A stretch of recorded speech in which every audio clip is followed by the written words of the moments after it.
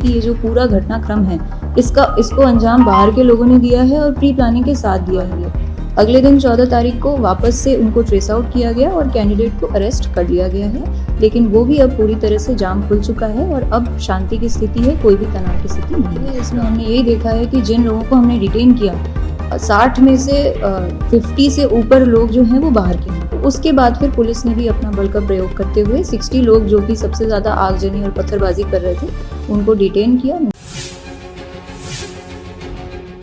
2 दिन हमारे काफ़ी तनाव रहे थे, 13 और 14 तारीख को। 13 तारीख को पोल्स के समय एसडीएम जो एरिया मजिस्ट्रेट की ड्यूटी पे समरावता गांव में गए थे, तो उनको एक कैंडिडेट ने, नरेश मीना ने, बिना किसी प्रोवोकेशन के थप्पड़ मार दिया था। उसके बाद एसडीएम ने उनके खिलाफ एफआईआर दायर की थी और जब पोल प्रोसेस 8 बजे ख़त्म हुआ और 9 बजे पोलिंग पार्टी रवाना हुई, तब कैंडिडेट और उनके समर्थकों के द्वारा गाड़ी को भी रोकने की कोशिश की गई।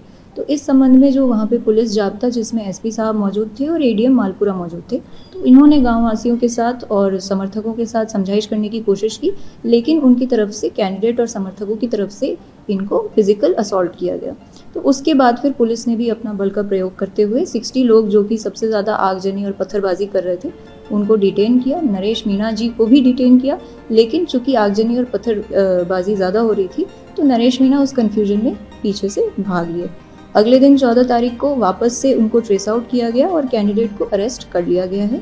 कल कुछ घटनाएं, 14 तारीख को कुछ घटनाएं हुई थी जिसमें उनके समर्थकों द्वारा हाईवे पे और कुछ जगहों पे जाम लगाया गया था, लेकिन वो भी अब पूरी तरह से जाम खुल चुका है और अब शांति की स्थिति है, कोई भी तनाव की स्थिति नहीं है। क्या अपील करना चाहूँगी?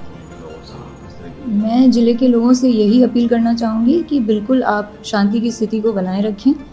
जो भी ये घटना हुई है इसमें हमने यही देखा है कि जिन लोगों को हमने डिटेन किया 60 में से 50 से ऊपर लोग जो हैं वो बाहर के हैं।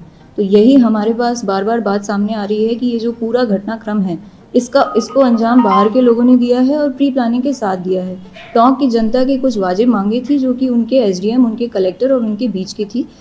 उनकी जो अपनी मांगे थी और उनके जो विचार थे उसको एक तरह से कोऑप्ट कर लिया गया। उनकी जो भावनाएं थी उसको यूटिलाइज करते हुए अपना जो पॉलिटिकल सिक्का है उसको जमाने की कोशिश की गई, परंतु प्रशासन ने स्थिति को पूरी तरह से कंट्रोल में रखा है।